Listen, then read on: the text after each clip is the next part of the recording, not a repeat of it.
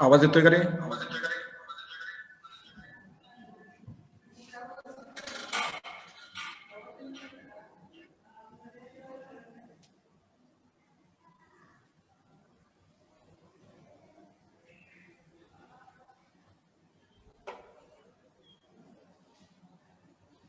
Reply करा. आवाज येतोय का?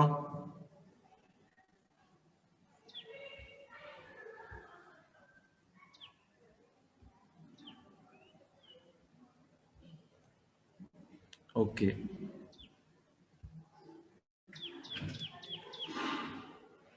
Today we are studying of cash flow statement and calculate the break-even analysis of project involving large investment. बरोबर. तर आपण काय करणार आहोत? कॅश फ्लो स्टेटमेंट तयार करणार आहोत.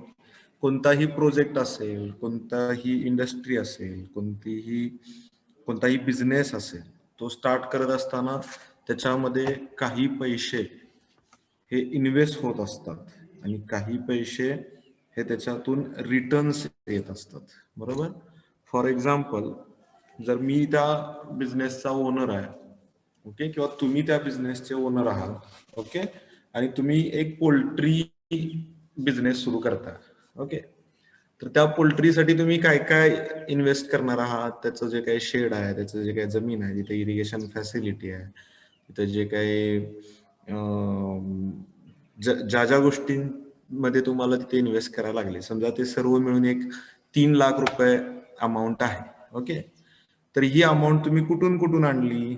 तर काही 1 लाख रुपये तुमच्याजवळ असतील, 1 लाख रुपये तुम्हाला बँकेने दिले असतील आणि 1 लाख रुपये तुम्ही एखाद्या मित्राकडून घेतले असतील. तुम्ही 3 ठिकाणावरून कॅश कलेक्ट केली, ओके. हा झाला इनफ्लो. कॅश इनफ्लो, तो त्या बिझनेसमध्ये मध्ये आला, ओके. आपण म्हणतो ना, बिझनेसमध्ये पैसे टाकले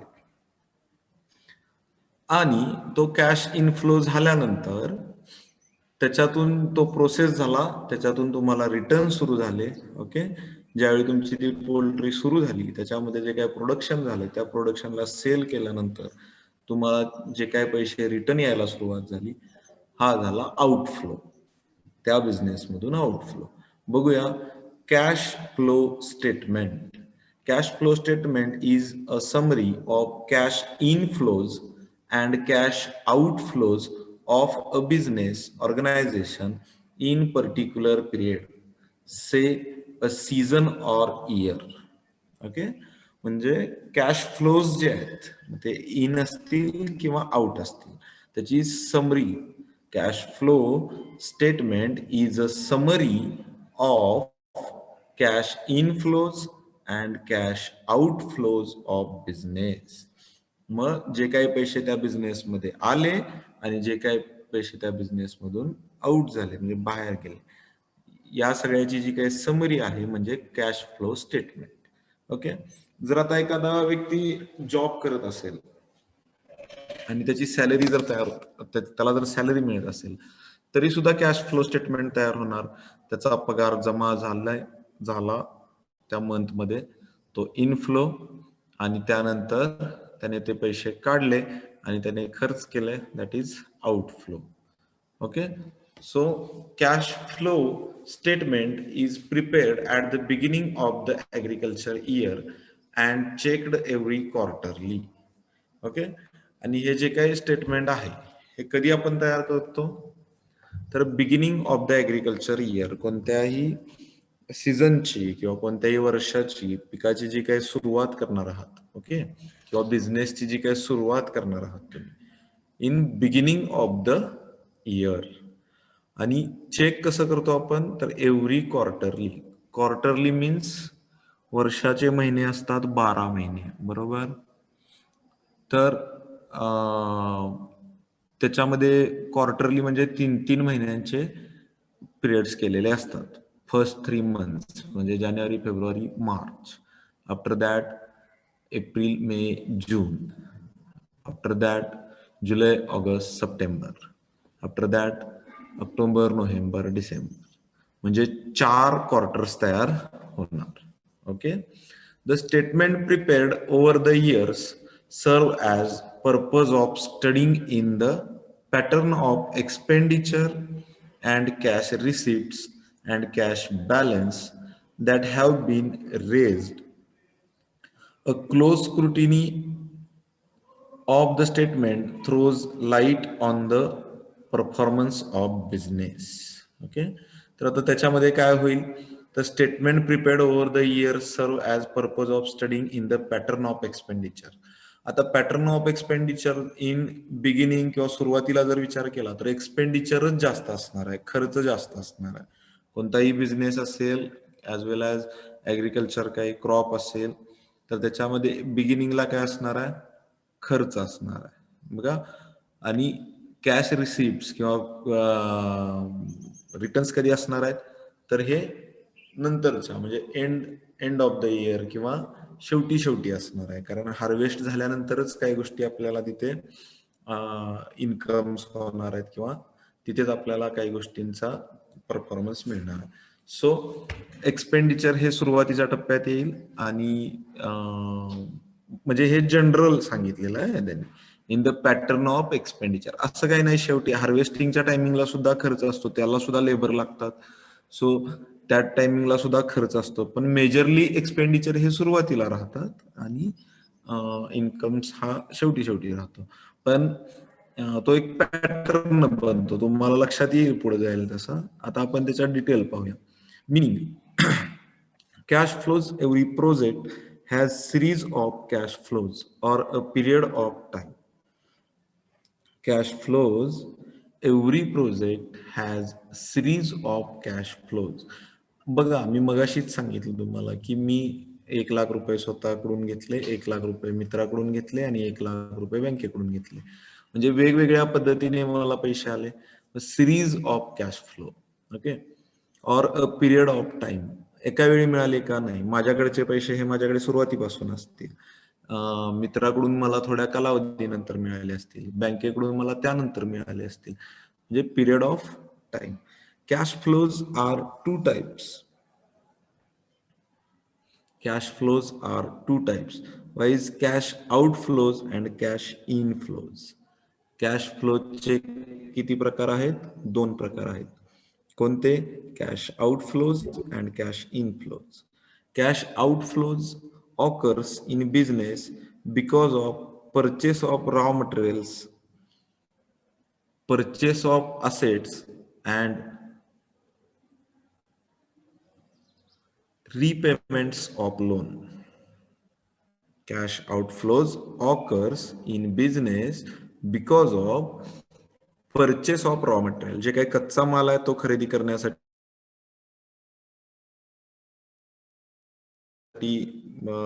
परचेस ऑफ असेट्स, सुरुवातीचं जे काही बिझनेस घेतला तर तिथं जे काही सुरुवातीला त्याचं शेड बनवावं लागेल, इरिगेशन फॅसिलिटी डेव्हलप करावी लागेल, ओके, तिथे कॅश काय तयार होतील,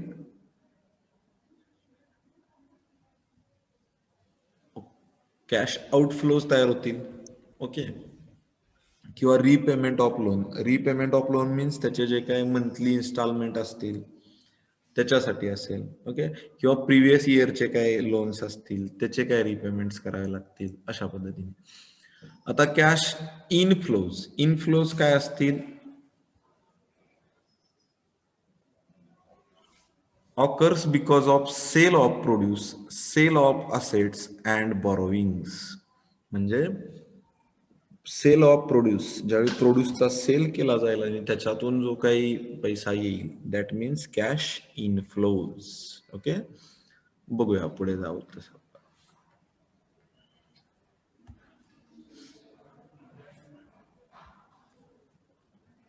The difference between cash outflows and cash inflows is the net cash flow. बघा, difference between cash outflows and cash inflows is the net cash flow.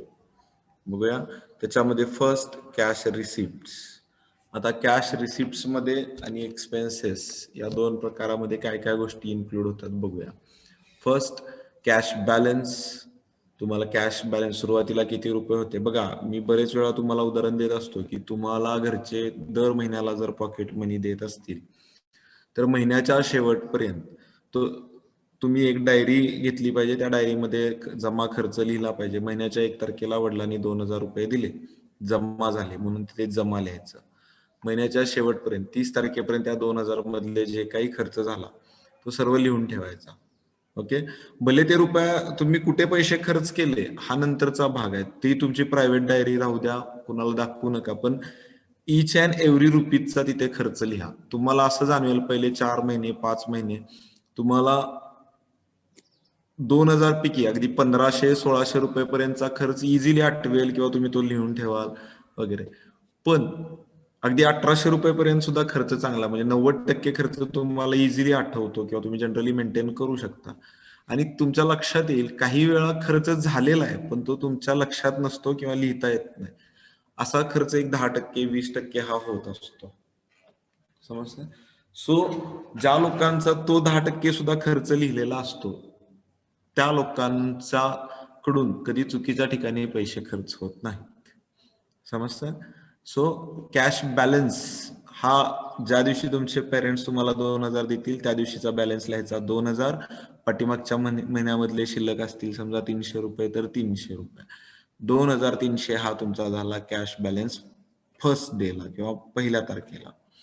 Total operating sales, आता operating sales, total capital sales, non farm income, okay, या सर्व cash receipts आहेत की ज्या तुम्ही सगळ्या जपून ठेवायच्या, तिथे मेन्शन करायच्या. ओके, फ्लोज मध्ये बॉरोइंग्स असतील आणि त्या सगळ्याची टोटल मारायची. ओके. आणि कॅश एक्सपेन्सेस मध्ये काय असेल तर ऑपरेटिंग एक्सपेन्सेस असतील. आता बघा ऑपरेटिंग सेल्स आहे वर म्हणल्यानंतर ऑपरेटिंग एक्सपेन्सेस पण असणार आहेत. कारण जो ऑपरेटिंग सेल्स करतोय त्याचा पेमेंट तरी काढला पाहिजे म्हणजे ऑपरेटिंग एक्सपेन्सेस आहेत. कॅपिटल इन्व्हेस्टमेंट आहे बरोबर, तिथे टोटल कॅपिटल सेल्स होता वर कॅश रिसिप्ट मध्ये. आता कॅश एक्सपेन्सेस मध्ये काय येणार, कॅपिटल इन्व्हेस्टमेंट येणार. फॅमिली लिव्हिंग एक्सपेन्सेस आहेत. ऑब्व्हियसली बिझनेस कुणासाठी करतोय आपण, आपल्याला लिव्हिंग साठी करतोय आपण. सो फॅमिली लिव्हिंग एक्सपेन्सेस काय तिथे ऍड होतील. Payment of previous year debits असतील, पाठीमागच्या वर्षाचे काही डेबिट्स असतील ते तिथे ऍड होतील. Payments of steel loans and instalments on investment loans आणि टोटल्स. ओके, तर त्याची सुद्धा बेरीज होईल. कॅश एक्सपेन्सेस असतील किंवा कॅश रिसिप्ट असतील, शेवटी त्याची टोटल ही येणार आहे. आणि कॅश बॅलन्स हा दोन्हीच्या मध्ये राहणार आहे की काही वेळा एक्सपेन्सेस झाल्यानंतर राहिलेला बॅलन्स पुन्हा रिसिप्ट मध्ये ऍड झाला की त्यानंतर राहिलेला बॅलन्स. ओके, तर म्हणून तीन गोष्टी इथे महत्वाच्या आहेत. एक कॅश रिसिप्ट्स, 2 कॅश एक्सपेन्सेस आणि सर्वात इम्पॉर्टंट म्हणजे कॅश बॅलन्स हा सेपरेट कॉलम मध्ये लिहायचा. पुढे मी तुम्हाला फॉर्मॅट दाखवेन त्यावेळी तुमच्या लक्षात. ओके, आता example, prepare cash flow statement of hypothetical farm. एक फार्म आहे की ज्याच्याविषयी काय लिहायचं आहे, तुम्ही एक प्रिपेअर करायचा आहे त्याचा कॅश फ्लोज स्टेटमेंट.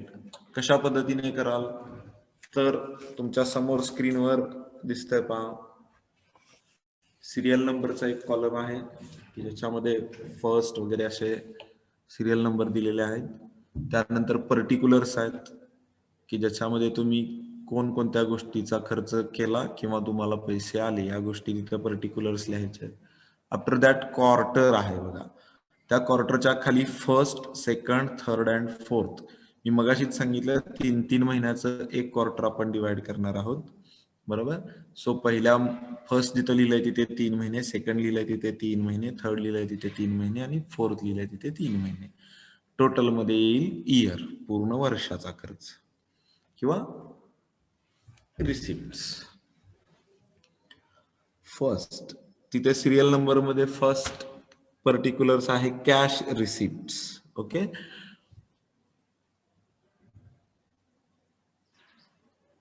पहिल्या महिन्यामध्ये जे काही रिसिप्ट्स आहेत किंवा जे काही तुम्हाला रिसिव्ड झालेलं आहे त्या फर्स्ट क्वार्टर मध्ये ते तिथे तुम्हाला पर्टिक्युलर्स लिहायचे आहेत. रोमन अंकामध्ये दिलेलं आहे बघा, पहा, first, second, third, fourth, fifth. जे काय तुम्हाला तिथे झाले असतील तिथे त्या पद्धतीने पर्टिक्युलर्स लिहायचे, त्याची तारीख टाकायची, ते कोणत्या क्वार्टर्स मध्ये झालं ते तिथे मेन्शन करायचं आणि त्याचे टोटल करायचे. After that cash expenses same पहिल्या क्वार्टरमध्येच पहिल्याच महिन्यामध्ये काही खर्च पण झाले असतील आणि काही रिटर्न्स पण असतील तर त्याचे 1, 2, 3, 4, 5 असे जे काय त्याचे पर्टिक्युलर्स असतील ते मेन्शन करायचे आणि त्या त्या क्वार्टर्स मध्ये त्याला तो डाटा मेंटेन करायचा. इथे करत असताना टोटल तुम्हाला एक्सपेन्सेसची टोटल, टोटल रिसिप्टची टोटल आणि सर्वात महत्वाचं खाली थर्ड जो आहे तो कॅश बॅलन्स, ते दोन्ही एकमेकाशी वजा जातात. जो काही बॅलन्स आहे तो बॅलन्स तिथे खाली मेंटेन करायचा आणि या सगळ्याची टॅली शेवटचा जो टोटलचा कॉलम आहे राईट साईडला तिथे टॅली त्याची होत असते. समजता? तुम्ही 1 महिन्यासाठी स्वतःचा खर्च लिहून काढा, तुमच्या ध्यानात येईल की या पद्धतीने जरी तुम्ही क्वार्टर्स मध्ये केले तरी तुमच्या ध्यानात येईल की कॅश रिसिप्ट कसे तयार करायचे, कॅश एक्सपेन्सेस कसे तयार करायचे, त्याची टोटल चेक क्रॉस चेक कसं करायचं, व्हेरीफाय ज्याला म्हणतो आपण, त्याच्यासाठी तो शेवटचा क्वार्टर टोटलचा जो क्वार्टरच्या पुढे दिलेला जो कॉलम आहे टोटलचा तो त्यासाठी दिलेला आहे. Okay. After that break even analysis, सगळ्यात इम्पॉर्टंट फॅक्टर आहे की ब्रेक इव्हन अनालिसिस हे होणं गरजेचं आहे. बऱ्याचशाच बिझनेसचं ब्रेक इव्हन अनालिसिस होत नाही, त्यामुळे बिझनेस सुरू केला, बिझनेस चालू आहे, परंतु बिझनेस प्रॉफिटमध्ये आहे की लॉसमध्ये आहे हे सांगता येत नाही बरेच जणांना. कारण बिझनेसमध्ये 2 लाख 3 लाख रुपये इन्व्हेस्ट केलेत, पण बिझनेस प्रॉफिटमध्ये चालू आहे की लॉसमध्ये चालू आहे हे पहिल्या महिन्यात, दुसऱ्या महिन्यात, तिसऱ्या महिन्यात लोकांच्या लक्षात येत नाही. आणि मग पुढे जाऊन असं होतं की एक्झॅक्टली आपण लॉसमध्ये आहोत की प्रॉफिटमध्ये आहोत ह्याचं जर बॅलन्स नसेल, त्याचं अनालिसिस केलं नसेल, ब्रेक इव्हन अनालिसिस का करायचं, तर जर बिझनेस प्रॉफिटमध्ये आहे की लॉसमध्ये आहे हेच समजत नसेल तर पुढे जाऊन तुम्ही लॉसमध्ये येऊ शकता किंवा सर्व इंडस्ट्री किंवा तुमचा जो काही बिझनेस आहे तो स्टॉप होऊ शकतो. सो तुम्ही काय केलं पाहिजे, त्याचं ब्रेक इव्हन अनालिसिस केलं पाहिजे. काय मेथड आहे पाहूया. To calculate the break even point, तर ब्रेक इव्हन अनालिसिस करण्यासाठी तुम्हाला एक ब्रेक इव्हन पॉइंट घ्यावा लागेल की जो कधी येईल, तर it is necessary to first define what the fix cost rate what the fixed cost are and what the variable cost of the plant in operation are. समजा पोल्ट्री आहे तर पोल्ट्रीमध्ये मला सुरुवातीला फिक्स्ड कॉस्ट किती लागणार आहे, तर मला तिथली जागा जर घ्यायची असेल, तिथे मला शेड करायचं असेल, तिथे मला इरिगेशन फॅसिलिटीसाठी काही प्लंबिंग करायचं असेल, इलेक्ट्रिसिटी काही मला काही गोष्टी तिथे सुरुवातीला फिक्स करायच्या असतील, तर या सगळ्याला मला एक 2 लाख रुपये फिक्स्ड कॉस्ट लागणार आहे. ही झाली फिक्स्ड कॉस्ट. आणि आफ्टर दॅट व्हेरिएबल कॉस्ट कोणती, तर तिथे मला येणारं इरिगेशनचं बिल असेल किंवा लाईट बिल असेल किंवा मला तिथे येणारा लेबर कॉस्ट असेल किंवा तिथे मला मेंटेनन्स कॉस्ट जी काही येणार असेल. ओके, हे झाले व्हेरिएबल कॉस्ट. कारण हे प्रत्येक महिन्यात वेगवेगळं असणार आहे, कारण प्रत्येक महिन्यात सेम लेबर लागतील असं नसणार आहे, प्रत्येक महिन्यात सेम इलेक्ट्रिसिटीचं बिल येईल असं नसणार आहे, प्रत्येक महिन्यात सेम इरिगेशन पॅटर्न राहील असंही नसणार आहे. ओके, त्यामुळे व्हेरिएबल कॉस्ट ह्या वेगळ्या असतील, पण फिक्स्ड कॉस्ट ह्या प्रत्येक महिन्यामध्ये म्हणजे सुरुवातीला ज्यावेळी तुम्ही इन्व्हेस्ट केले त्यानंतर ती कॉस्ट तशीच पुढे कॉन्स्टंट राहत जाणार आहे. बरोबर. शेडसाठी जो काही खर्च आला तो एकदाच आला, भले तो 1 लाख रुपये असेल, तो एकदाच खर्च आला. इरिगेशन फॅसिलिटी तिथे तयार करण्यासाठी 50,000 रुपये खर्च आला, तो एकदाच आला. ओके, सो त्या झाल्या फिक्स्ड कॉस्ट. आणि लेबरचे चार्जेस जे आहेत ते प्रतिदिन, प्रति वीक किंवा काय म्हणू शकतो per day, per week as well as per month ते चेंजेस होत जाणार आहे. ते कमी जास्त होऊ शकतं. एखाद्या मंथ मध्ये कमी लेबर चार्जेस लागू शकतात, एखाद्या मंथ मध्ये जास्त लेबर चार्जेस लागू शकतात. Okay, so that means variable cost. या 2 गोष्टी अगोदर ठरवून घ्यायच्या. Fixed cost generally includes as like depreciation charges. Fixed cost ला डेप्रिसिएशन राहणार. शेड आहे, शेड मारलं जरी एकदाच इन्व्हेस्टमेंट केली, पुढची 5 वर्ष किंवा 10 वर्ष जरी त्याची गॅरंटी असली तरी दरवर्षी त्याचं डेप्रिसिएशन होत जाणार आहे, बरोबर. सो फिक्स्ड कॉस्टला बऱ्यापैकी generally includes as like a depreciation charges. आणि staff salaries, rent, interest and रेंटवर जर असेल तर रेंट येईल तिथं, इंटरेस्ट असेल समजा लोनवर केला असेल तर त्या लोनचा जो काही मला हप्ता भरायचा आहे त्याच्यामध्ये इंटरेस्ट असणार आहे. सो लोन इंटरेस्ट असणार आहे अँड एनी अदर टॅक्सेस असणार आहेत etcetera, including variable cost, are expenses directly related to production such as cost of raw materials, labor inputs, power and other maintenance etc. आणि variable कॉस्टवर तुम्ही किती focus करता त्याच्यावर तुमचं प्रोडक्शन, कारण ते डायरेक्टली रिलेटेड टू प्रोडक्शन आहे. बघा तुम्ही लेबरवर किंवा तिथे असणाऱ्या काय म्हणू शकतो आपण रॉ मटेरियलवर, त्याच्यावर जेवढा तुम्ही काय फोकस कराल, त्याच्यावर जेवढा काही मेंटेनन्स कराल किंवा त्याच्यावर जेवढा काही त्या कॉस्टवर जेवढा काही तुमचा फोकस राहील तो डायरेक्टली रिलेटेड टू प्रोडक्शन. समजतंय? हा, आता फिक्स्ड कॉस्टचा जो आहे तो पण आहे, पण तो एकदाच केलाय आणि त्याच्यावर तुमच्या प्रोडक्शनचा रेशो राहणार नाहीये, त्याच्यावर फक्त तुमच्या प्रोडक्शनची स्ट्रेंथ राहणार. बट प्रोडक्शनचा जो काही रेशो आहे तो कशावर राहणार आहे?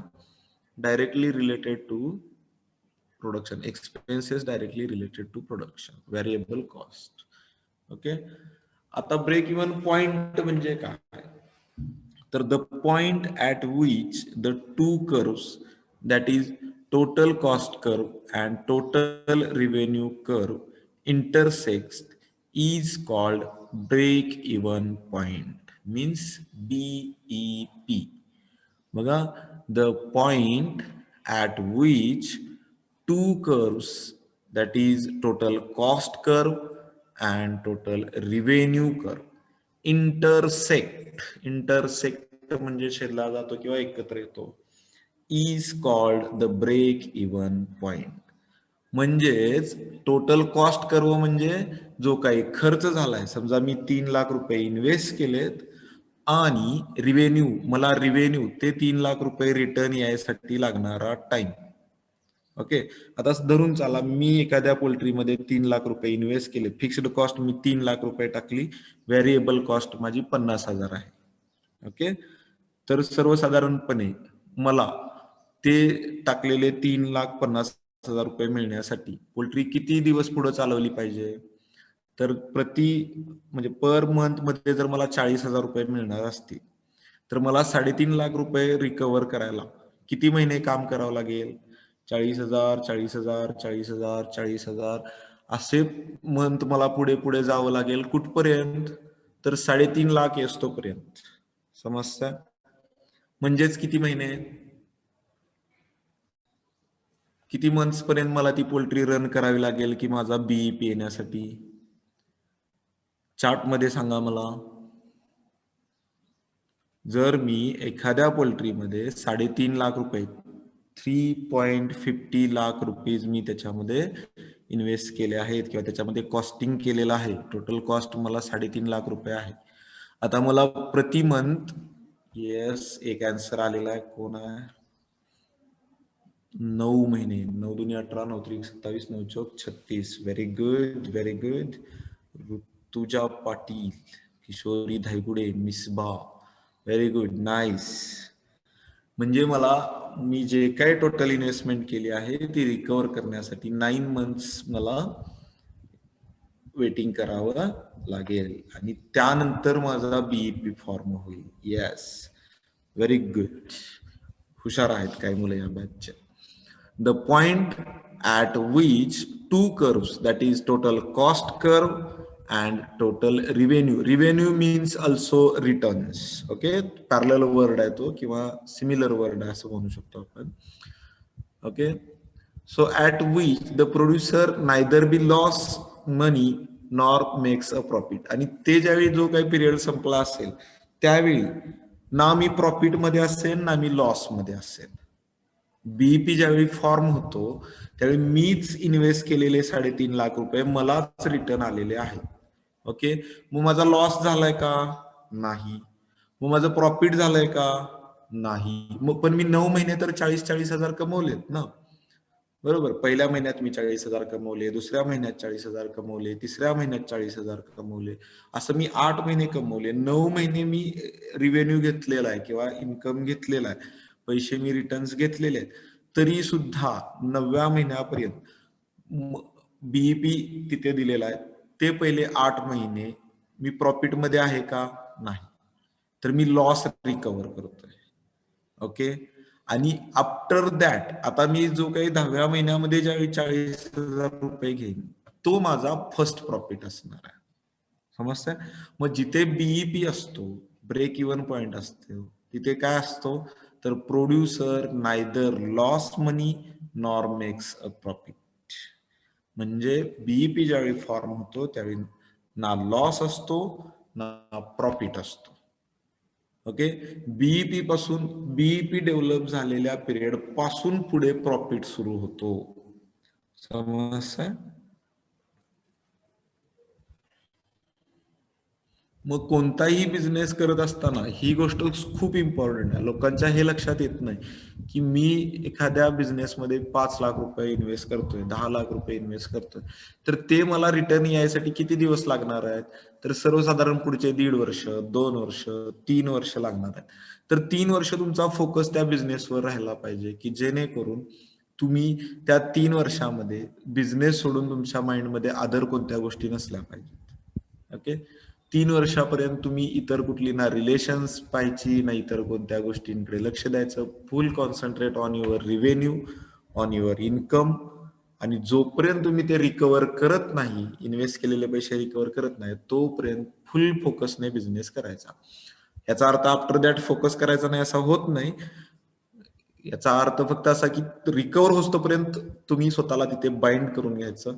आफ्टर दॅट तुम्ही थोडस फॅमिली असेल किंवा अदर काही गोष्टी असतील तिकडे तुम्ही वेळ देऊ शकता. बट बिझनेसमध्ये इन्व्हेस्ट केलेले पैसे हे बीईपी जनरेट होई तोपर्यंत तुम्ही स्वतःला प्रॉमिस करायचं की मी या बिझनेसमध्ये पूर्ण 100% सेंट% मी या बिझनेसमध्ये इन्व्हॉल्व राहणार.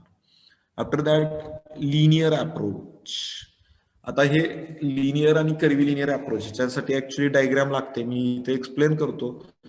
तुम्ही नेटवरून डायग्राम घ्यायची आणि तशी डायग्राम ड्रॉ करून मला फोटो काढून पाठवायचा. Okay. In this case, total cost curve as well as total revenue curve is linear. In this case, total cost curve as well as total revenue curve is linear. म्हणजे तो कसा असेल? एका रेषेत असेल. म्हणजे मी मगाशी सांगितलं की प्रत्येक महिन्यामध्ये 40,000 रुपये प्रॉफिट होणार आहे. हे फिक्स्ड आहे. पर मंथ मध्ये 40,000 होणारच आहे म्हणून हे फिक्स्ड आहे. ओके. म्हणून तिथे कसं आलेलं आहे? लिनियर आलेलं आहे. खाली कर्व्हिलिनियर अप्रोच आहे. आणि सगळ्यात महत्वाचं कर्व हा शब्द घेतला, लाईन हा शब्द का नाही घेतला? तर नेक्स्ट पहिल्या मंथ मध्ये जर समजा 40,000 झालं, पुढच्या मंथ मध्ये 35,000 झालं, त्याच्या पुढच्या मंथ मध्ये 45,000 झालं, तर कर्वच आहे की जो ते सगळं नोट करू शकतो. समजतंय? लाईन असेल तर तो नोट करू शकणार नाही किंवा तो अटॅच करू शकणार नाही. सो कर्वच का फॉर्म होतो? तर कदाचित एखाद्या महिन्यामध्ये 40 झालं, नेक्स्ट मंथ मध्ये 45 झालं, त्याच्या नेक्स्ट मंथ मध्ये 50,000 झालं, त्याच्या नेक्स्ट मंथ मध्ये 60,000 झालं, तर तो कर्व डेव्हलप होईल का लाईन डेव्हलप होईल? लाईन नाही डेव्हलप होणार, कर्व डेव्हलप होणार. बरोबर.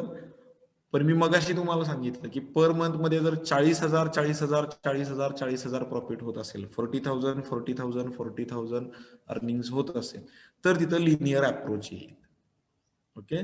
मग तिथे कसं असेल? In this case total cost curve as well as total revenue curve is linear. आणि मग ते डेफिनेटली 9 मंथ मध्ये तिथं इंटरसेक्ट होईल. पण जर कर्व्हिलिनियर अप्रोच असेल, in this approach cost curve is straight line and revenue curve is having curvature which is concave downwards. In this situation we notice two BAP, that is B1 and B2 points. Okay. आणि जर कर्व्हिलिनियर असेल तर काही वेळा 2 BEP तुम्हाला form होऊ शकतात. जसं मी मगाशी म्हटलं की 40,000 पेक्षा 35,000 वर आल्यानंतर तो लॉस तिथे डायग्रॅमॅटिकली प्रेझेंट करताना काय करावं लागेल तुम्हाला, तर पॉइंट हा थोडस डाऊनवर्ड जाईल आणि ज्यावेळी तुम्हाला 40,000 हा तुमचा अवरेज आहे आणि जर 45,000 प्रॉफिट असेल तर त्यावेळी तो अवरेजच्या वर जाईल. म्हणजे तो झिगझॅग लाईन किंवा काय म्हणू शकतो आपण कर्व जो आहे तो कधी लाईनच्या अप साइडने तर कधी लाईनच्या डाऊन साइडने चालू राहील आणि त्यामुळे तिथे तुम्हाला कसा अप्रोच मिळेल, कर्वी लिनियर अप्रोच मिळेल. मग त्याच्यामध्ये तुम्हाला बीईपी किती फॉर्म होतील, 2 फॉर्म होतील. एकदा प्रॉफिट मध्ये आलेला, एकदा लॉस मध्ये गेलेला, असे 2 पॉइंट्स तिथे तुम्हाला फॉर्म होतील. आता तुम्ही काय करायचं आहे, गुगलवर जाऊन लिनियर अप्रोच ऑफ बीईपी आणि curvy linear approach of BEP असं टाकायचं. तुमच्या समोर इमेज येईल. त्या इमेजला तुम्ही तुमच्या पेजवरती ड्रॉ करायचं आणि मला सेंड करायचं. ओके. आफ्टर दॅट इथे मी फॉर्म्युला देतोय, algebraic method computation of BEP in units of hypothetical exam. BEP is equal to f upon p minus v. Computation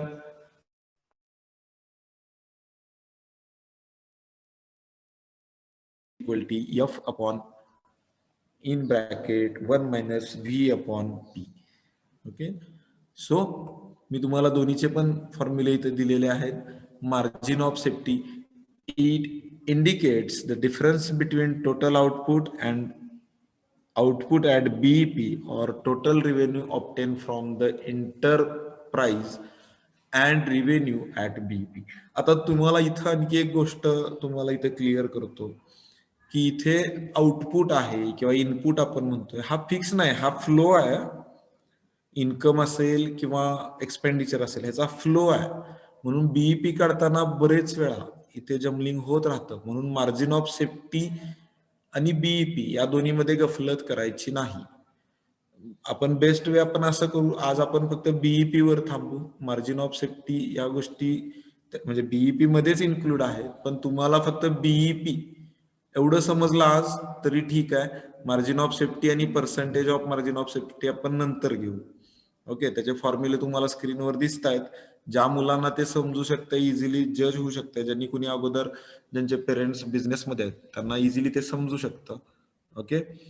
but ज्यांचे नाहीत त्यांनी टेन्शन घेऊ नका, आपण नेक्स्ट लेक्चरला ते क्लिअर करू. आतापर्यंत कुणाला काय बीईपी विषयी कर्वी लिनियर अप्रोच पर्यंत जर काय प्रॉब्लेम असेल तर क्वेश्चन विचारा. डाउट्स असतील तर मला विचारा. ओके.